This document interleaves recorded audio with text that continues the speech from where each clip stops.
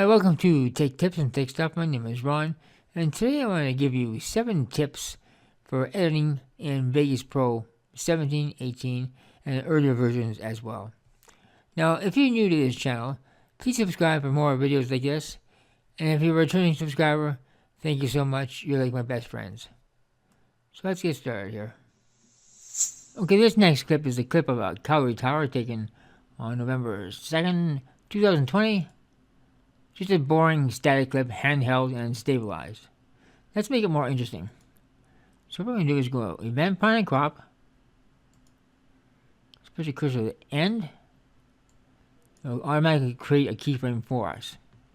So first of all, I want to zoom in to bring the tower into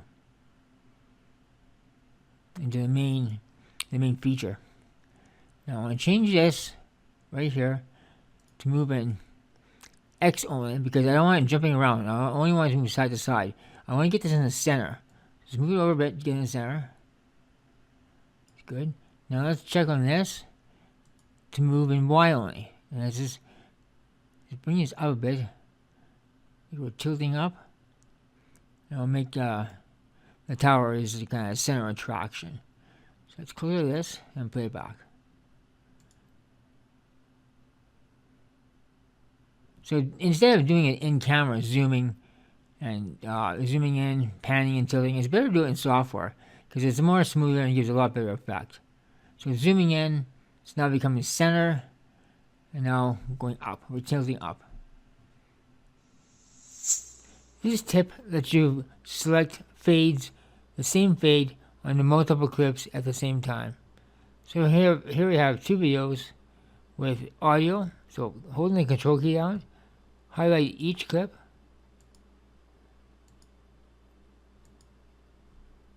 go to fade, and they're all faded at the same rate. And you can adjust the fade here by right clicking, and you can adjust the type of fade you like. Alright, this next tip is a real cool tip. If you have multiple clips and they're not merged together like this, and you have to do a whole bunch of clips, just bring the first clip where you want them merged. So this one here, and start here, right click and select close gaps. And all your clips are together. It's a real quick time saving tip. This next tip is for people who play with keyframes. So here we have a picture-in-picture effect, and here that's animated. So there's a couple keyframes here, and they only have 1 frame apart. Now, sometimes it gets really tricky with working with keyframes that are just 1 frame apart. So say you're working on the keyframes here, then you go back to your project, and your cursor doesn't start blinking again. It stopped blinking.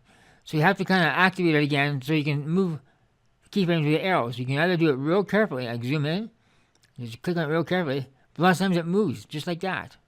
So say you're working on your project, and you have to make this cursor blink so you can move it with the arrow keys. Click on the event, and now it's blinking, ready for adjustment, and use the arrow keys to adjust the cursor. Next step is removing audio from your video track. So we have a video track, clock tower. To separate these, highlight it and press the U key. And then you can move your track wherever you want it, or just select and delete it. And my last tip for you is Vegas Pro, starting with Vegas Pro 17 and 18, there's a feature called Depreciative Assets, or now it's called in Vegas Pro 18, Depreciative Features. And what it is older parts of the program. It looks like you're going to be phasing it out, but you can still access them. So to do that, go to Options, Preferences, Depreciative Features, and the most popular one I've had almost, I think, 10,000 views on this video, is people not be able to add MOV files to Vegas. First of all, you need QuickTime installed, but you have to go into here and enable QuickTime plugin. This way you can use MOV files in Vegas. All these other ones here are optional. Prototype Titler. I think it's in there.